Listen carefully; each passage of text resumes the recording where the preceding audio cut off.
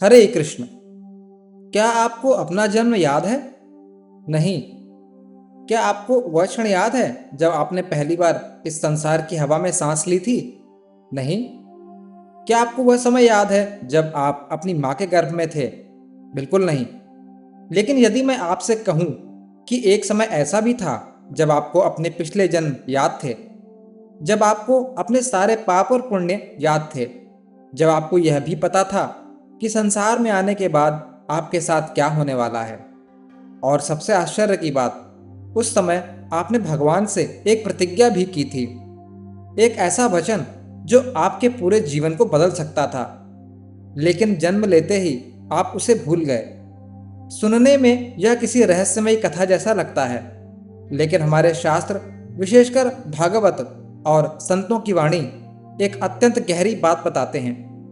वे कहते हैं कि गर्भ में पड़ा हुआ जीव केवल मांस का एक छोटा सा पिंड नहीं होता, वह चेतन है, वह देख रहा है, वह अनुभव कर रहा है। और एक समय ऐसा आता है जब उसकी चेतना असाधारण रूप से जागृत हो जाती है। कल्पना कीजिए, चारों ओर अंधकार है, न कोई मित्र, न कोई परिवार, न कोई धन, न कोई पद, न कोई पहचान। जीव बिल्कुल अकेला है, और उसी अकेलेपन में उसे अपने अनगिनत जन्म दिखाई देने लगते हैं। वह देखता है कि कभी वह राजा था, कभी भिखारी, कभी विद्वान, कभी मूर्ख, कभी सम्मान मिला, कभी अपमान, कभी सुख मिला, कभी असहनीय दुख। लेकिन एक बात हर जन्म में समान थी, सब कुछ समाप्त हो गया। जो घर अपना लगता था वह छूट गया, जो शरीर इतना प्रिय था वह मिट्टी में मिल गया। जिन लोगों के लिए उसने जीवन भर संघर्ष किया, वे भी एक दिन उससे अलग हो गए। और तब गर्भ के अंधकार में जीव पहली बार एक भयानक सत्य को देखता है। वह समझ जाता है कि संसार में उसने जिसे स्थायी समझा था वह स्थायी था ही नहीं। वह समझ जाता है कि जिन वस्तुओं के लिए उसने पाप किए, वे मृत्यु के एक स्पर्श में उससे छिन गईं। और तभी उसके भीतर एक ऐसी पीड़ा उठती है जो किसी सांसारिक दुख से भी बड़ी होती है। वह सोचता है, मैंने कितनी बार यही गलती दोहराई है, कितनी बार जन्म लिया, कितनी बार मरा, कितनी बार संसार के पीछे भागा और हर बार खाली हाथ लौट आया। प्रिय आत्मनो, कहा जाता है कि यही वह क्षण है जब जीव के भीतर वैराग्य जन्म लेता है। संसार से नहीं, संसार की अस्थिरता से। वह समझ जाता है कि जिस वस्तु का अंत निश्चित है उसमें शाश्वत सुख नहीं मिल सकता। और फिर वह पहली बार पूरे हृदय से भगवान को पुकारता है। ध्यान दीजिए, उस समय वह धन नहीं मांगता, वह सफलता नहीं मांगता, वह सुंदर शरीर नहीं मांगता, वह लंबी आयु भी नहीं मांगता, क्योंकि अब वह जान चुका है कि ये सब चीज़ें उसे अनगिनत बार मिल चुकी हैं और अनगिनत बार छिन भी चुकी हैं। वह केवल एक ही प्रार्थना करता है, हे प्रभु, यदि इस बार मुझे इस गर्भ से बाहर निकलने का अवसर मिले तो मैं आपको नहीं भूलूंगा। मैं इस संसार के मोह में फिर नहीं फंसूंगा। मैं आपके चरणों का आश्रय लूंगा। मैं अपना जीवन आपकी स्मृति में बिताऊंगा। मैं जन्म और मृत्यु के इस चक्र से मुक्त होने का प्रयास करूंगा। सोचिए, उस क्षण यह प्रार्थना कितनी सच्ची होगी, क्योंकि वहां कोई दिखावा नहीं है, कोई स्वार्थ नहीं है, कोई महत्वाकांक्षा नहीं है। सिर्फ एक थका हुआ जीव है जो अनंत यात्राओं के बाद अपने वास्तविक घर लौटना चाहता है। और शायद आपने भी कभी यही प्रार्थना की थी। शायद आपने भी कभी भगवान से यही कहा था, प्रभु, इस बार मैं आपको नहीं भूलूंगा। लेकिन फिर एक रहस्य घटित हुआ, एक ऐसा रहस्य जिसने उस प्रतिज्ञा को स्मृति से मिटा दिया। जन्म हुआ, आंखें खुली, संसार सामने आया, और जो जीव गर्भ में भगवान को पुकार रहा था वही जीव धीरे धीरे संसार की ओर आकर्षित होने लगा। आखिर ऐसा क्या हुआ? हम अपना वह वचन कैसे भूल गए? क्या वास्तव में कोई शक्ति है जो जन्म लेते ही हमें सत्य से दूर कर देती है? और यदि हम भूल गए हैं तो क्या उस प्रतिज्ञा को फिर से याद किया जा सकता है? यही वह रहस्य है जिसे हम अगले भाग में समझेंगे।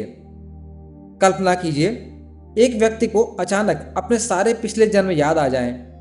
उसे याद आ जाए कि वह कितनी बार मरा, कितनी बार रोया, कितनी बार अपनों से बिछड़ा, कितनी बार संसार ने उसे धोखा दिया। बताइए, क्या वह फिर उसी उत्साह से संसार के पीछे भाग पाएगा? शायद नहीं। यही कारण है कि जन्म के साथ ही एक अद्भुत घटना घटती है, माया का आवरण। गर्भ में जो जीव भगवान को पुकार रहा था, जो वैराग्य से भर गया था, जो परमात्मा के चरणों में शरण मांग रहा था, उसी जीव के ऊपर माया धीरे धीरे अपना पर्दा डालने लगती है और फिर वह भूलना शुरू कर देता है। सबसे पहले उसे अपने पुराने जन्म भूल जाते हैं, फिर अपने कर्म भूल जाते हैं, फिर अपने दुख भूल जाते हैं और अंत में वह भगवान से किया हुआ अपना वचन भी भूल जाता है। यही माया का सबसे बड़ा चमत्कार है। वह सत्य को नष्ट नहीं करती, वह केवल उसे छिपा देती है। जैसे बादल सूर्य को मिटाते नहीं हैं, केवल ढक देते हैं, उसी प्रकार माया आत्मा को नष्ट नहीं करती, वह केवल उसकी स्मृति को ढक देती है और फिर जीवन का एक नया अध्याय शुरू होता है। एक छोटा सा बालक जन्म लेता है, धीरे धीरे उसकी आंखें खुलती हैं, वह संसार को देखता है, रंग, खिलौने, चेहरे, स्वाद, आवाजें, और फिर उसका मन बाहर की ओर दौड़ने लगता है। जिस जीव ने गर्भ में कहा था, हे प्रभु, मैं आपको नहीं भूलूंगा, वही जीव अब संसार को देखने में व्यस्त हो जाता है। बचपन बीत जाता है, यौवन आ जाता है और फिर वही पुरानी कहानी शुरू होती है। धन चाहिए, मान चाहिए, सफलता चाहिए, प्रशंसा चाहिए, इच्छाएं पूरी करनी हैं, सपने पूरे करने हैं और इसी भाग दौड़ में वह उस प्रतिज्ञा को और दूर छोड़ता जाता है। प्रिय आत्मनो, क्या आपने कभी ध्यान दिया है, मनुष्य जो भी चाहता है उसे पाने के बाद भी पूरी तरह संतुष्ट नहीं होता। बचपन में खिलौना चाहिए था, मिला, कुछ दिनों बाद उसका आकर्षण समाप्त हो गया और फिर कुछ और चाहिए था, फिर कुछ और पूरा जीवन बीत जाता है लेकिन कुछ और समाप्त नहीं होता। क्यों? क्योंकि आत्मा जिस वस्तु की खोज कर रही है वह संसार में है ही नहीं। संसार उसे केवल थोड़ी देर के लिए व्यस्त रख सकता है, तृप्त नहीं कर सकता। इसलिए कभी कभी भीड़ के बीच भी मनुष्य को अकेलापन महसूस होता है, सफलता के बीच भी खालीपन महसूस होता है, हंसी के बीच भी भीतर कोई रो रहा होता है और वह समझ नहीं पाता कि यह कमी आखिर किस बात की है। शास्त्र कहते हैं वह कमी किसी वस्तु की नहीं है, वह कमी भगवान की विस्मृति की है। जिसे हम जीवन भर बाहर खोजते रहते हैं वह भीतर बैठा हुआ हमें पुकार रहा होता है।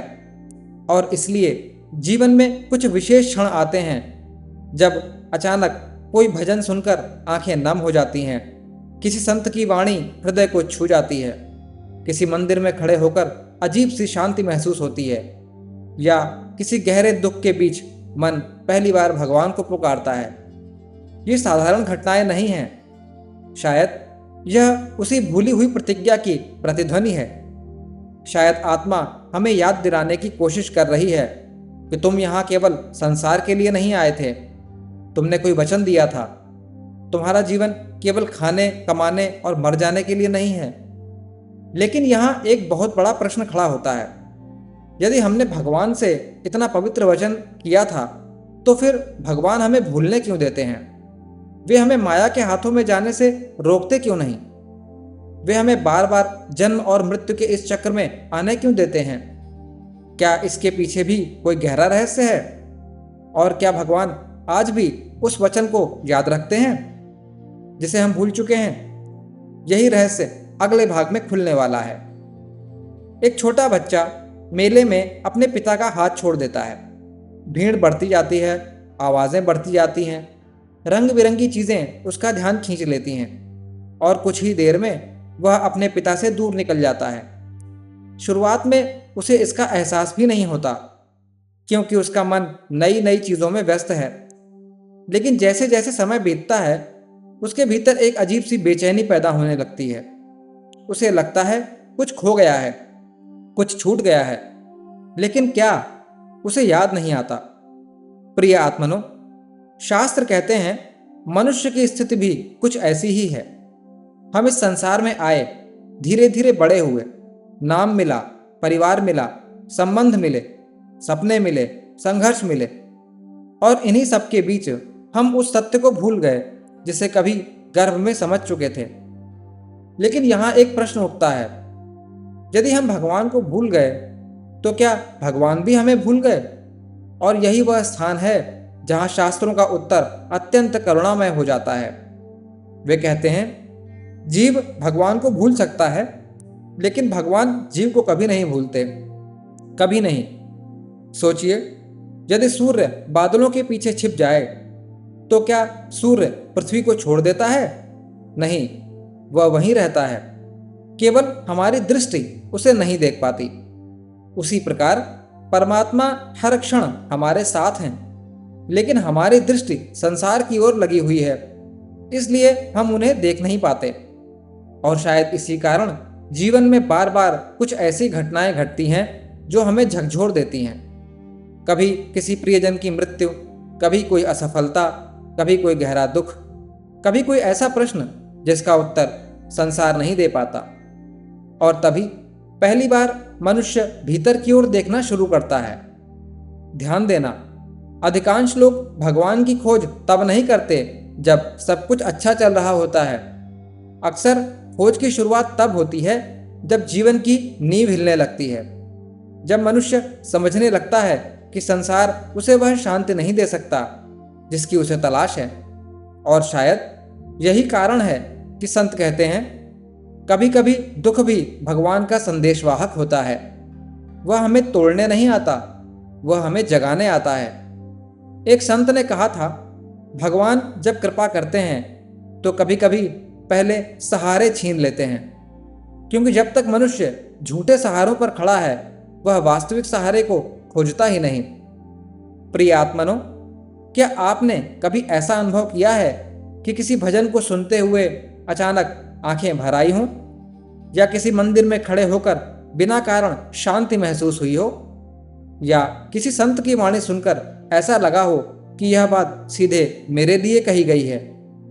यदि ऐसा हुआ है तो संभव है वह कोई संयोग न हो, संभव है वह उसी भूले हुए वचन की हल्की सी पुकार हो, क्योंकि आत्मा सब कुछ नहीं भूली है, स्मृति पूरी तरह नष्ट नहीं हुई, उसकी एक हल्की सी चिंगारी अब भी भीतर जीवित है, और भगवान उसी चिंगारी के माध्यम से हमें पुकारते रहते हैं। कभी भक्ति के माध्यम से, कभी नाम के माध्यम से, कभी किसी संत के माध्यम से, कभी किसी दुख के माध्यम से, और कभी पूर्ण मौन के माध्यम से। यही कारण है कि लाखों लोग संसार में रहते हुए भी एक दिन अचानक आध्यात्मिक मार्ग की ओर आकर्षित हो जाते हैं। उन्हें लगता है कि कोई उन्हें भीतर से बुला रहा है। लेकिन प्रश्न यह है, यदि भगवान हमें पुकार रहे हैं तो हम उनकी आवाज़ पहचाने कैसे? कैसे जाने कि वह केवल मन की कल्पना नहीं बल्कि आत्मा की पुकार है?